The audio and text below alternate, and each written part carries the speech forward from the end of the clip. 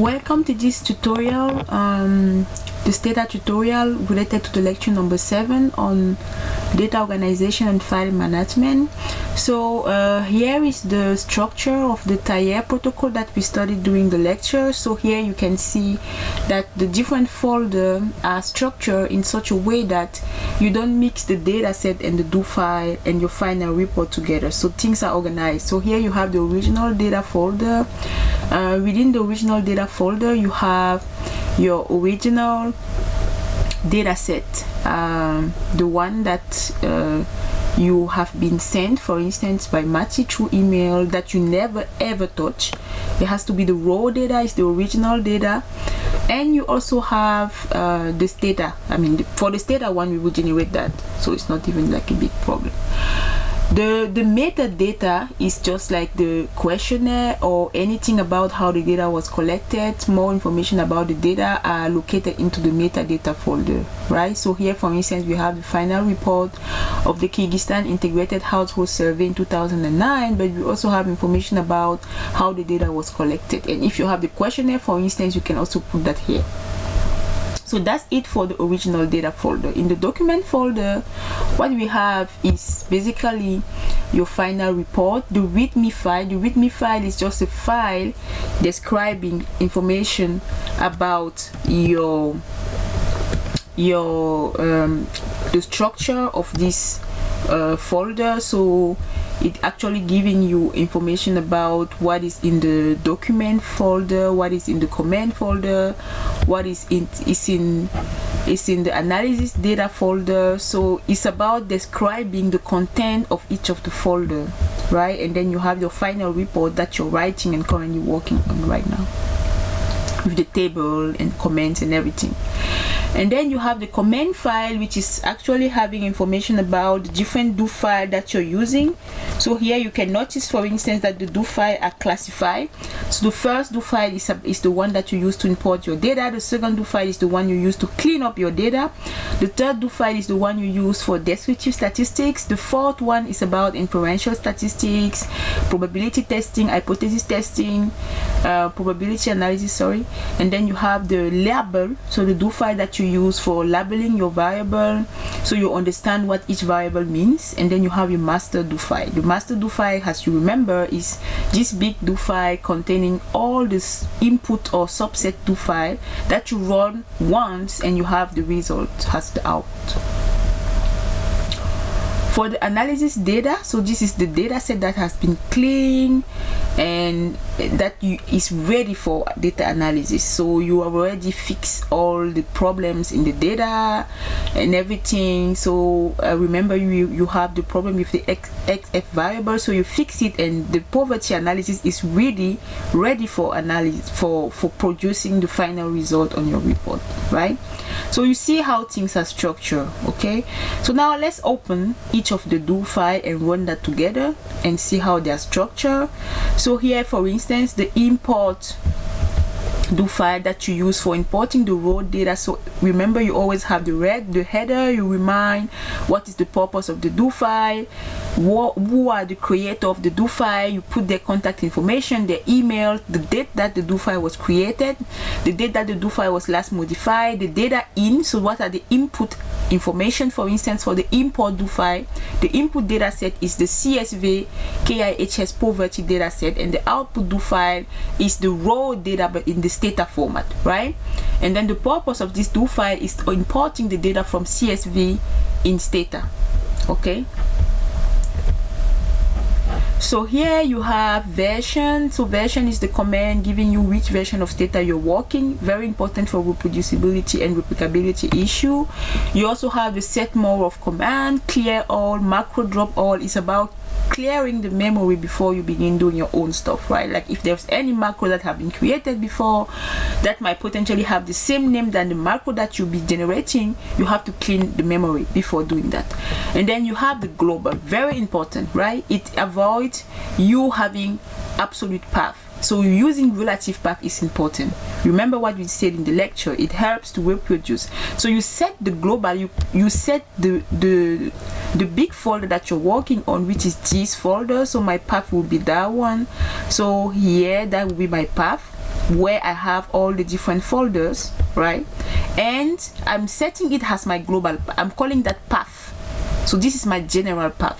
And then within this path, I'm telling Stata what are the access link to the other folder in the big path. So the I'm naming that, so that's the name I'm giving. So for instance, analysis, this is the path where you have the data, the clean data that are ready for analysis.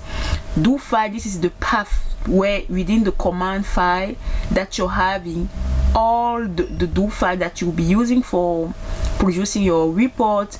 And then you have the original data. So I'm calling, so this is the name. You can give any name you want. You can name you can even put your own first name. It doesn't matter, but this has to be exactly the name of the folder, the name of the folder, the name within the folder. And then you have the document. Again, I'm having the same, and I'm having my capture log close. It's about closing all the log file that might potentially be open, so that it doesn't appear in your log file. And then you log using, and you import, right? Then you start doing your things. You import, and then you save the raw data into a Stata format. So let's run this do file and see what we have.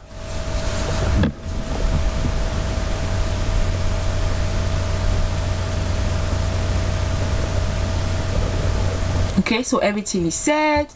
And if we go to the document folder, you notice that now we have this first import log, which is the first log file, which is having the log file about importing our data set, right? So now we can open the second do file, which is the cleaning do file. So here I'm having the same header. So the project is about cleaning the raw data in Stata, and then the data in is the KIHS poverty.dta. The data out is the one that will be cleaned already. So cleaning, for instance, means fixing the problem in the XF variable, and the same name of creator, date of last modification, and then you can even have an outline. So if the cleaning process is done in different in different steps, there you have to notice that you have to precise those steps here. So for instance, the first part of the do file, you write what this is going to be done, and then the second part you write what the second part will be doing, and then the third part you write what the third part will be doing. That's very important.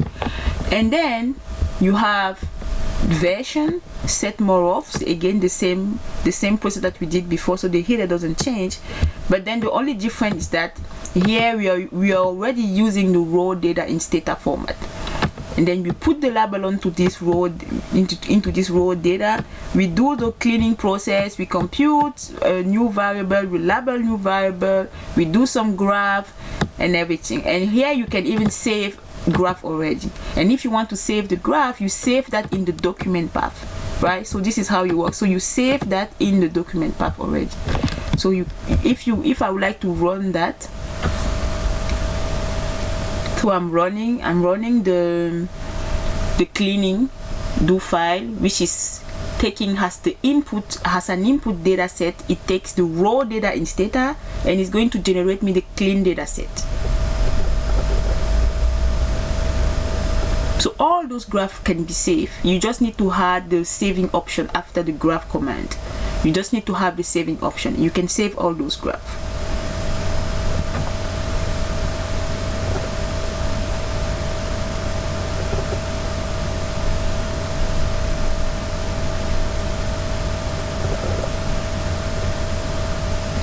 Okay, so here you can see everything is set. It generated the second, right, the second log file. So we are fine. So the data is clean, and we have a new data set called KIHS poverty analysis. And then I'm going to open the third do file, which is the descriptive statistics one. So what we're going to do, again, we have the header, the same thing doesn't change. The only difference is that here we are using already the clean data set, and it is on the clean data set that we are going to do the descriptive statistics. So we're going to generate tables, tabulation, look at potentially percentiles, so doing even correlation analysis, look at the correlation, expenses, household income, and everything. So what we do here, the same, we run the do file, and then it's going to generate us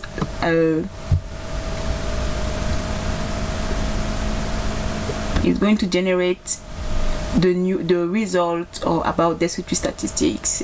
Everything you did during the lecture number 3 is there. If you have any graph, always remember that you want to put the graph in the final report. You just need to use the saving option, right? So everything is done. So it generated me the log file on descriptive statistics, and then fourth, I'm having the inferential statistics do file. Again, the same header, but only that I'm changing the purpose of the project. So here, generating p-value, okay, and then doing some hypothesis testing. The same thing, I'm running that, okay. I'm running that, and I'm waiting for Stata to generate the log file. And if I have any graph that I would like to save, you remember, for instance, here it's only having the saving option, and then it saved the graph in the document folder. But you need to precise the path.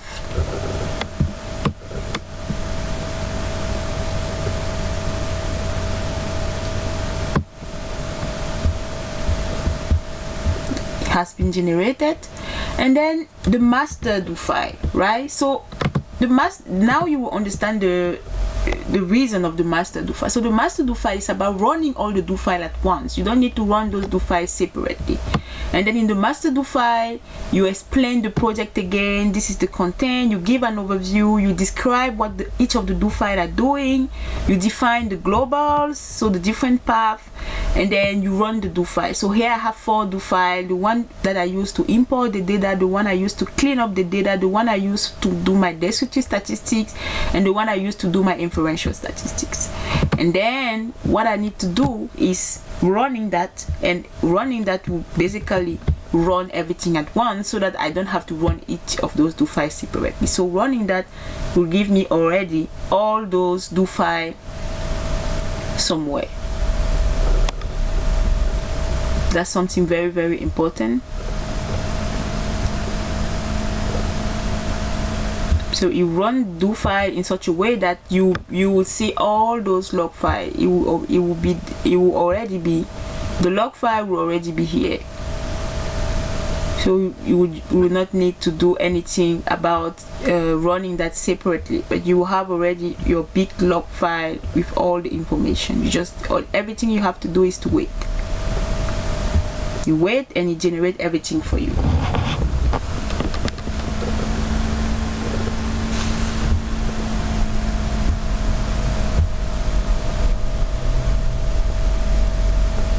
And remember, the replace option is very important after the log file. It means if this log file is already there, it will just replace it, right?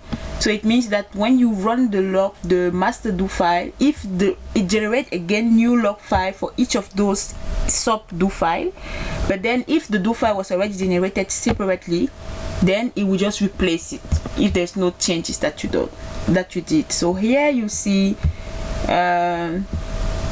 when you look at the time, you see exactly that those do file was generated again. Okay, so you have everything and you're all set. Thank you for listening to the video, and I'm looking forward to present you information about Stata Mark doc and how to generate dynamic document. Because of the